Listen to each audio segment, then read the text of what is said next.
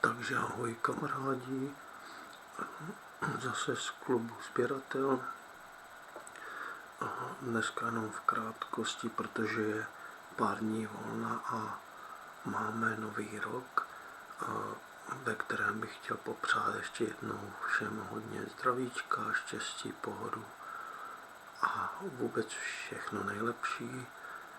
A jelikož já mám pár dní volna, než zase začne pracovní zhon, tak jsem se rozhodl dneska zase stavět.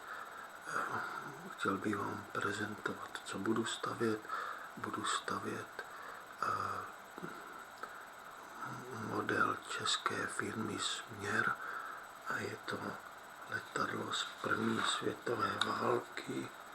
Je to jednomístný stíhací letoun SE-5, patřil spolu se stíhačkou Sovět Camel k nejúspěšnějším britským stíhačkám první světové války. A je to stavebnice v měřítku 1:48 od firmy Směr, je to česká firma a člověk by ji měl sem tam podpořit, protože má velice dlouhou a bohatou historii a doufám, že se mi stavba podaří a chtěl bych zkusit napřed nabarvit pilota, nechat zaschnout a potom teprve vlastně stavit. Letadlo budu barvit jako hotové, protože jsem úplný začátečník, tak uvidím, co se mi podaří. Taky bych chtěl na Messerschmittu dokončit dneska trošku barveního a možná zkusit, pokud to zaschne, tak poprvé dát nějak dekály, pokud to půjde.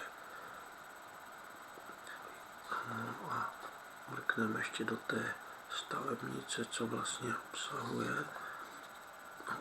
Když ji otevřete, obsahuje tady tu stručnou historii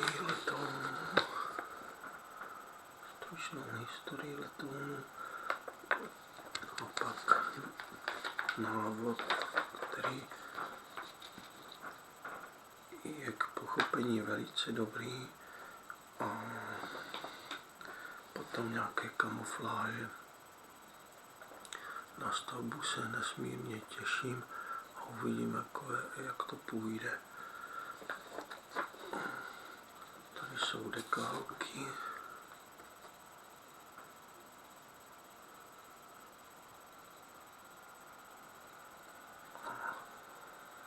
Vlastně stavebnice je takto rozmístěná v tom jednom sáčku, takže doufám, že to půjde a pokazím toho co nejméně.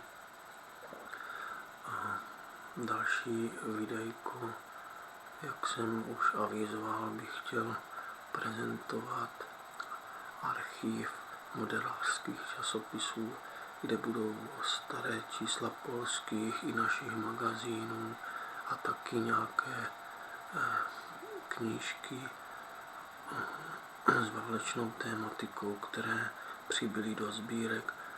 Takže mějte se fajn a z klubu Sběratel zdraví Ondra a budu vám pak prezentovat, zda se model podařil nebo ne.